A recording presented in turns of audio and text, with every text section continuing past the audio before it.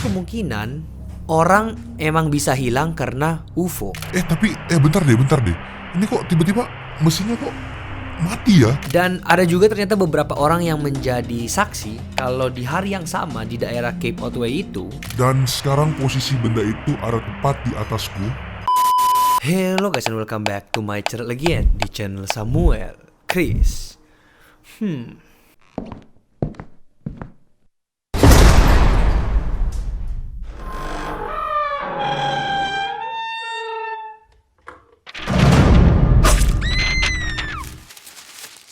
Apakah kalian yang menonton video ini adalah salah satu yang mempercayai kalau UFO itu ada? UFO itu adalah kepanjangan dari Unidentified Flying Object, atau bisa kita bilang sebuah benda yang terbang tetapi tidak diketahui. Biasanya bentuknya itu seperti piring dan mengeluarkan cahaya hijau. Dan menurut orang-orang yang mereka mempercayai adalah yang mengendarai atau yang mengendalikan UFO ini adalah alien. So cerita kali ini mungkin akan membuat pikiran kalian bingung karena ini berdasarkan kisah asli, dan kalau kalian search di Wikipedia tentang orang ini, benar-benar di situ dikatakan bahwa orang ini menghilang, dan kisahnya ini adalah kisah dari Frederick Valentich. Frederick Valentich adalah seorang pilot yang berusia 20 tahun dan dia menghilang pada saat sedang menerbangkan pesawatnya. Dan kalau kalian benar-benar search di Wikipedia, yang keluar itu adalah dia udah menghilang selama 41 tahun. Kita langsung aja menuju ceritanya. 21 Oktober 1978, Frederick sedang menerbangkan pesawat Cessna 182L. Kalau kalian nggak tahu pesawat Cessna itu apa, pesawat Cessna ini adalah pesawat kecil yang biasanya cuma bisa memuat 2 orang saja, dan gambarnya itu seperti ini.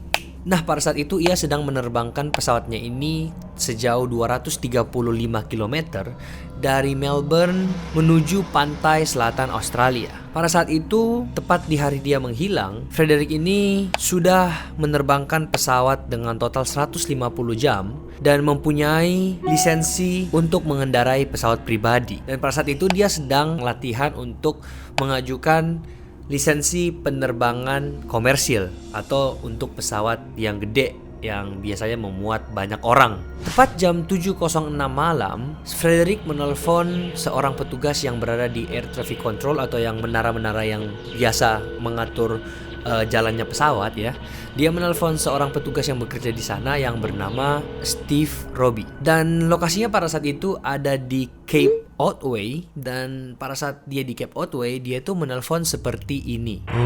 Halo, Steve, kamu bisa dengar aku gak? Iya, ada apa? Jadi gini, Steve, tiba-tiba ada sesuatu yang cepat banget yang terbang menuju arahku sekarang. Dan ini aneh banget, benda ini mempunyai 4 lampu pendaratan yang sangat-sangat terang dan memancarkan lampu seperti warna hijau, Steve. Dan juga permukaan benda ini terbuat dari logam. Oh iya, terus ada apa? Ceritain lagi. Tapi bentar deh. Ini kok tiba-tiba mesinnya kok mati ya? Kayaknya ini salah satu pilot yang sebelum aku ini mau mengerjain aku deh. Aku nggak tahu tiba-tiba kenapa mesinnya ini mati ya. Kenapa tiba-tiba nggak bisa bergerak ya semuanya ya. Tolong aku Steve, tolong aku. Dan kata-kata terakhir sebelum dia menghilang, dia ngomongnya kayak gini. Dan sekarang posisi benda itu ada tepat di atasku, lagi mengikuti aku. Dan ini bukan pesawat biasa. Dan kemudian setelah itu ada sekitar 17 detik bunyi gesekan logam yang kalian bisa dengar di rekaman suara berikut ini.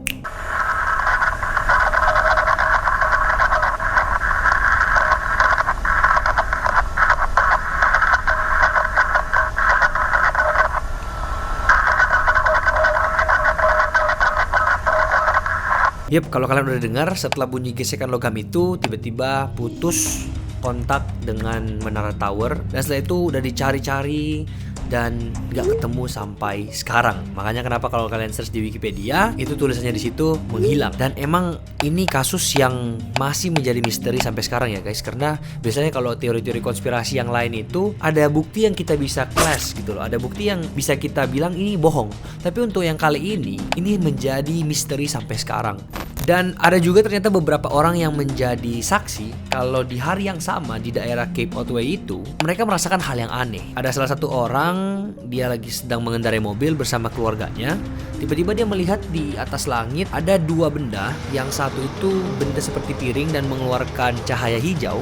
yang sedang menuju kencang banget ke salah satu pesawat yang sedang terbang pada saat itu, dan itu yang dicurigai adalah pesawatnya Frederick. Tapi sebenarnya dari saksi yang satu ini kita masih belum bisa tahu kalau misalnya emang ini beneran real apa enggak. Soalnya sampai detik ini kita masih belum tahu siapa yang ngomong, identitasnya seperti apa, kita nggak tahu. Ini pada saat itu aku lihat buktinya ini ngomong di Reddit. Jadi aku nggak tahu kalau sumber ini bisa dijadikan sebagai bukti yang kuat atau enggak. Tapi bukti kedua berasal dari seorang fotografer yang bernama Roy. Jadi pada saat itu Roy sedang memotret beberapa scene pada saat sunset ya, udah mau menjelang malam, dan pada saat itu dia ada melakukan time lapse. Jadi kalau kalian time lapse itu dia kayak memotret tapi beberapa kali dalam jumlah yang banyak di waktu yang tertentu.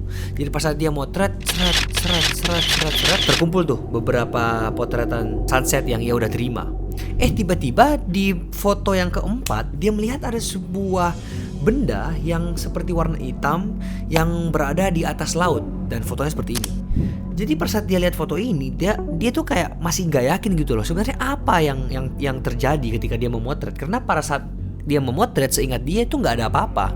Dan karena ia penasaran, ia pergi ke tempat tukang foto, ia cek ini sebenarnya ada nggak yang rusak dari kameraku, atau foto ini rusak nggak sih, kenapa ada benda seperti ini. Dan pas saat dicek, ternyata fotonya itu nggak rusak sama sekali. Yang berarti pada saat dia memotret waktu itu emang benar ada sesuatu yang terjadi di sana. Emang ada sebuah benda warnanya hitam yang berada di atas laut pada saat itu. Itu dari sisi yang mendukung. Nah kalau dari sisi yang kontranya atau yang nggak mendukung, karena di setiap teori konspirasi pasti ada yang mendukung dan ada yang enggak. Yang nggak mendukung itu karena emang pada dasarnya ketika ayahnya si Frederick diwawancara, ternyata Frederick ini sudah mempunyai hobi atau passion tentang UFO.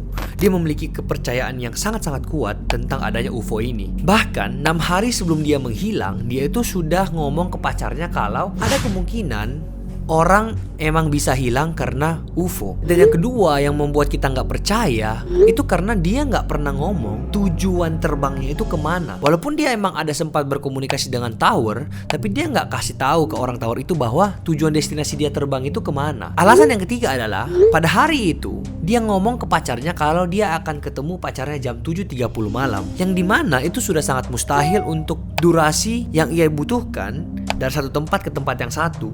Itu udah jam yang mustahil untuk ketemu pacarnya karena dia lagi sementara menerbangkan pesawat. Dan ini yang keempat yang membuktikan bahwa bisa aja dia sendiri yang jatuh, atau bukan karena UFO-nya ya, tapi karena emang kena kesalahannya. Karena dia udah 5 kali gagal tes ketika ingin mendapatkan SIM pilot komersil. Dan juga dia udah pernah mendapatkan 2 kali peringatan karena menerbangkan pesawat masuk ke dalam awan. Dan juga sempat sekali mendapatkan teguran karena ia masuk ke zona yang semestinya ia tidak boleh masuki di Sydney. Nah, itulah dia pro dan kontranya. Tapi ada juga beberapa teori dari orang-orang yang mengatakan kalau sebenarnya yang ia lihat itu bukan UFO atau UFO ya. Dan pada saat itu ia sedang menerbangkan pesawatnya dalam keadaan terbalik. Jadi kalau kalian bisa bayangin, ini ada laut, dan kalau misalnya ia terbangkan pesawat secara terbalik, otomatis yang dia lihat di bawahnya itu adalah bayangan pesawatnya sendiri. Tapi ini udah pasti teori yang salah ya, menurutku, dan banyak juga orang yang udah bilang ini pasti salah. Soalnya kalau kalian pikir secara logika, dia udah nggak mungkin bisa menerbangkan pesawat dalam keadaan terbalik sambil ngomong selama 6 menit. Karena emang durasi 6 menit rekamannya itu adalah durasi yang cukup panjang untuk seseorang tidak mendapatkan kecelakaan pada saat menerbangkan pesawatnya dalam keadaan terbalik. Jadi kalau dalam 6 menit dia ngomong sambil posisinya terbalik, udah pasti dia kecelakaan gitu loh guys.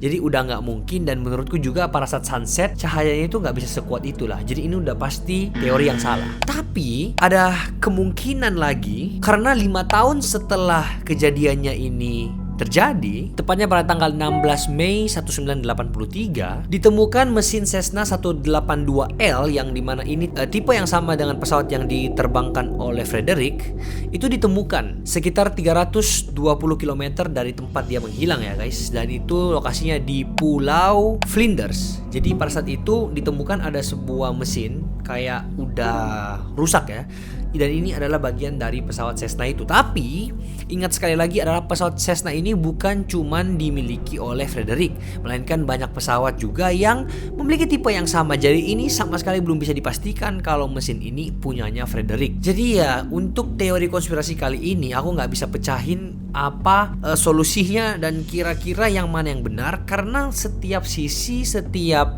alasan itu mempunyai logik yang cukup kuat. Jadi untuk kali ini emang kasusnya benar-benar misteri. Dan kembali ke kalian, apakah menurut kalian UFO itu beneran ada, ataukah orang ini hanya emang terlalu terinspirasi dengan UFO sampai membuat cerita dan melakukan semua rekayasa ini agar seolah-olah dia tersedot UFO?